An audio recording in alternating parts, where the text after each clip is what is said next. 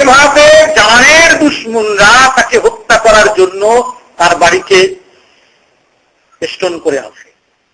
তিনি বের হয়ে যাচ্ছেন। তার প্রিয় পাত্র, আরেকজন প্রিয় পাত্র হযরত আলী কাররামাল্লাহু ওয়াজহাহু, তাকে বললেন, তুমি আমার বিছানায় শুয়ে থাকো, চাদর মুড়ো দিয়ে শুয়ে থাকো। সুবহানাল্লাহ। কোন জায়গায় শুয়েছেন চিন্তা করুন তো। এরা রাসূলের প্রতি দরদ দেখাতেন। দরদটা দেখাতেন আসলে এরা। একজন তার সাথে বের হয়েছে, আর একজন যাকে হত্যা করা হবে, যাকে হত্যা করার জন্য চারদিকে তরবারিগুলো উন্মুক্ত, কিছুক্ষণ পরে ঘরের ভিতরে ঢুকবে, ঢুকেই কি করবে? তরবারিটা পরিচালনা করবে। এই জ্ঞান জানার পরেও তিনি তার বিছানায় কম্বল মুড়ো দিয়ে শুয়ে আছেন। সুবহানাল্লাহ। নিশ্চয়ই হৃদয়ের ভেতরে এ কথাটা অবশ্যই জাগ্রত ছিল, এখানে শোয়া মানে তরবারের নিচে মাথাটা দিয়ে দেওয়া। তারপরে শুইতে কি করেন নাই? দ্বিধা করেন। শোয়ানোর আগে হুজুর কি করলেন? এই দরদ ভরা ব্যক্তি কি করলেন? পৃথিবীর সবচেয়ে শ্রেষ্ঠ দরদি, শ্রেষ্ঠ দরদি কি করলেন? যে সকল লোকগুলো তার কাছে সম্পদ গচ্ছিত রেখেছে, সব আলী কাররামাল্লাহু কাছে বুঝিয়ে দিলেন।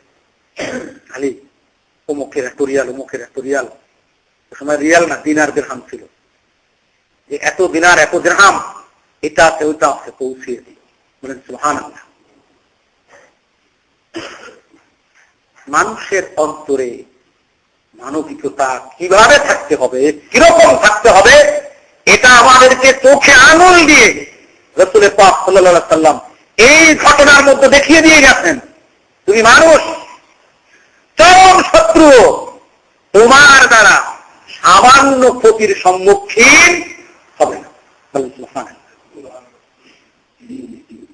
যারা জানের দুশমন, সামনে পেলে হত্যা করবে, তাদের সম্পদ তার হাতে। আর ওরাও জানতো মুহাম্মদের হাতে, মুহাম্মদ আমাদের শত্রু বটে, কিন্তু মুহাম্মদ সাল্লাল্লাহু আলাইহি সাল্লামের হাতে আমাদের সম্পদ অনিরাপদ নয়, বরং সকলের চেয়ে বেশি নিরাপদ। বলেন সুবহানাল্লাহ। বলুন তো, আমরা তো মানুষই হতে পারিনি, মুসলিম কবে, মুমিন কবে? এটা অনেক দূরের কথা।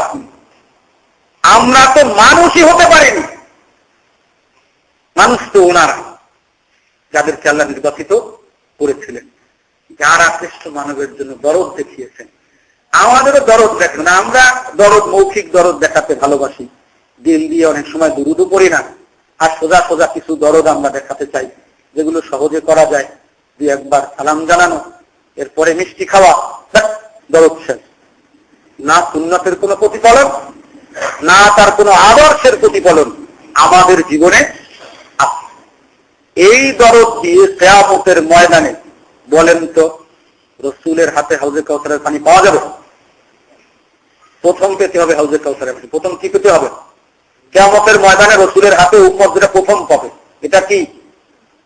হাউজে কাউসারের পানি। কাউসারের পানি প্রথম। এই ভীষণ কিয়ামতের ময়দানে উঠতে হবে। মধ্যে সাথীদের সবাই তো ভাইরা, যে কথা আমরা আসলে বলছিলাম, আজকে আমি বলতে চেয়েছি, যে সূরা তেলাওয়াত করেছি, এই সংক্রান্ত ইনশাআল্লাহ আজকে না পারলে আগামী জুমায় ইনশাআল্লাহ এই সূরার বিষয়ে আমরা আলোচনা করব। দরদের কথাটা বলছিলাম, আলোচনা ঈমান সংক্রান্ত হবে। তো রাসূলের প্রতি দরদ ও ঈমানের একটা আলোচ্য বিষয়। এই বিষয়টাই একটু আমরা আজকে আলোচনা করে শেষ করে দেই। কিয়ামতের ময়দানে আমরা উঠব, ভীষণ কঠিন দিন। মাথার এক দিগত উপরে সূর্য থাকবে। বলা হয় সূর্যটা এখন উল্টো ভাবে আছে। এই সূর্যের উপরে আল্লাহ তাআলার অগণিত ফেরেশতা সব সময় বরফ নিক্ষেপ করতেছে। হাদিসের কথা, যাতে সূর্যের তেজে আমরা ধ্বংস হয়ে না যাই। এটা হচ্ছে আল্লাহ পাক ফেরেশতাদের দ্বারা আমাদেরকে রক্ষা করার জন্য এই ব্যবস্থা নিচ্ছেন। এরপরও প্রচন্ড গ্রীষ্মের দিনে আমরা কতক্ষণ রোদে থাকতে পারি? সবসময় যারা কাজ না করে প্রাণ কোষ্ঠাগত হয়ে যায়। গ্রীষ্মের দিনটাই বাদ দিলাম, এই তো ইনশাআল্লাহ চৌধুরী সাহেব, আমরা যে কথা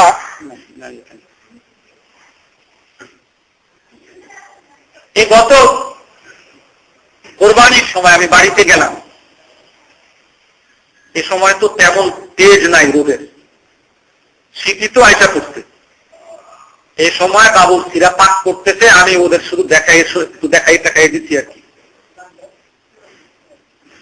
তো এই ক্ষেত্রে কতক্ষণ পরে দেখতেছি আমার সিনাটা কেমন করতে দুরু করতেছে, একটু আগুনের তাপ আর ওদিকে রোদ্রের তাপ।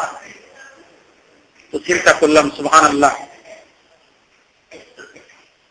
এটাই আমরা বরদাস্ত করতে পারি না। তো ওই কঠিন দিনে আমরা কেমন করব? কঠিন দিনে, এই দিনে ওই কাঠিন্য থেকে বাঁচার একটাই উপায়, রাসূলের হাতে হাউজে কাউসারের পানি পান করা। যে হাউজে কাউসারের পানি পান করবে তার আর পিপাসা এই 50,000 বছরের সমান একটা দিনে কি হবে না। এজন্য সম্মানিত ভাইরা, আল্লাহ পাক আমাদেরকে দরদি হওয়ার তৌফিক দান করুন। দরদ থাকবে, দরদ মানুষ মাত্রই দরদি হবে, ঠিক মুমিন তো আরো বেশি দরদি হবে। আর দিন ও নসিহা, দিন হলো মঙ্গল কামনা করা। মঙ্গল কামনাও কিন্তু দরদ থেকে আসে। কি থেকে আসে? আপনি কেন মঙ্গল কামনা করবেন? দরদ না থাকলে মঙ্গল কামনা করে কেউ? কারো যার প্রতি ভালোবাসা নাই তার প্রতি কোনো মঙ্গল কামনাও নাই। দরদ থেকেই মঙ্গল কামনাটা আসে। এজন্যই হামদর্দি, সমবেশী হওয়া, এটা মানুষের একটা অন্যতম সেপাত, খুব জরুরি সেপাত। এটা আমাদের থেকে উঠে গেছে। প্রেম, ভালোবাসা, পারস্পরিক মমতা, এটা উঠে গেছে। উঠে যাওয়ার মূল কারণ ঈমান আমাদের দুর্বল।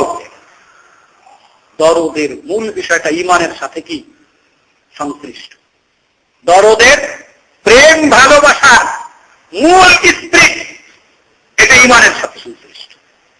যার ঈমান যত মজবুত তার ভিতরে প্রেম ভালোবাসা তত মজবুত। এটা যেমন আল্লাহর সাথে, রাসূলের সাথে, মানুষের সাথে, মাখলুকের সাথে, আত্মীয় স্বজনের সাথে, সকলের সাথে। কারণ ঈমানের সাথে প্রত্যেকটা বিষয় সংশ্লিষ্ট। দেখুন না, আপনি দেখুন, রাসূল বলেছেন লা তুমিনু হাত্তা তাহাব্বু, ততক্ষণ পর্যন্ত মুমিন হতে পারবে না যতক্ষণ পর্যন্ত পরস্পরকে না ভালোবাসবে। যতক্ষণ পর্যন্ত পরস্পরকে না ভালোবাসবে তখন পর্যন্ত কি হতে পারবে না। সেটা দেখছেন, ভালোবাসার সাথে কি আছে? ঈমানের অঙ্গাঙ্গী সম্পর্ক।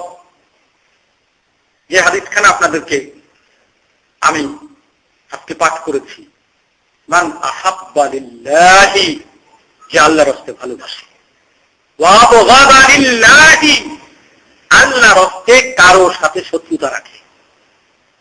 কাউকে যদি ভালো নাও বাসে তাও ঈমানের খাতিরেই, ঈমানের খাতিরে তার থেকে কি করে ভালোবাসাটা সরিয়ে দিয়েছে।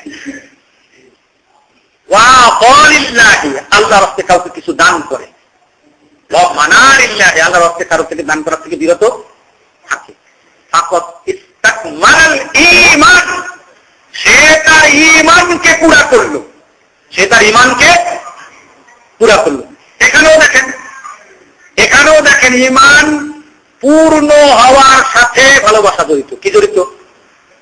আরেকটা হাদিস দেখেন, লা ইউমিনু আহাদুকুম হাত্তা ইউহিব্বু লিআখিহি মা ইউহিব্বু লিনাফসিহি। ততক্ষণ পর্যন্ত তোমাদের কেউ মুমিন হতে পারবে না যতক্ষণ পর্যন্ত তুমি যা তোমার জন্য ভালোবাসো এটাকে ভাইয়ের জন্য ভালোবাসতে না পারবে। তাহলে ইমানের সাথে কি আছে? ভালোবাসা। সম্পর্ক কি একেবারে ওতপ্রোত ভাবে। কোন নামাজের সময় জানি মোবাইলে বাইজা উঠছিল, মনে নাই আর কি, গানটা পুরো মনে নাই, মানে অর্থ হইল এরকম যে ভালোবাসাই দুনিয়ার সবকিছু। কথা কিন্তু সহি কথা। কথা কি? কথা কি? কথা সহি কথা। আসলেই ভালোবাসাই পৃথিবীতে সবকিছু। ভালোবাসা না থাকলে পৃথিবী টিকবে না। প্রেম ভালোবাসা আছে বিদায় আমি আমার আব্বাকে ভালোবাসি, শ্রদ্ধা করি, মাকে ভালোবাসি, শ্রদ্ধা করি, আমার বিবিকে ভালোবাসি, কাছে রাখি, ছেলেকে ভালোবাসি, তার জন্য খরচ করি, মেয়েকে ভালোবাসি, তার জন্য খরচ করি, জামাই বাড়ি উপহার কুটুপন পাঠাই। যাই হোক, আমাদের সময় ইতিমধ্যেই শেষ হয়ে গেছে। যে কথা আমি বলতে চেয়েছি, সম্মানিত ভাইয়েরা, আসলে আজকে আলোচ্য বিষয় ছাড়াই বক্তব্য হয়েছে। যে সূরা পড়েছে সেদিকে আমি যেতে পারিনি। মূলত পারপার্শ্বিক দিকটা আমাদের এমন হয়ে গেছে, আমরা দরদ মুক্ত হয়ে গেছি। দরদ মুক্ত হয়ে গেছি। আর দরদ মুক্ত হয়ে যাওয়ার কারণে আমাদের সমাজের সব ক্ষেত্রে বিশৃঙ্খলা।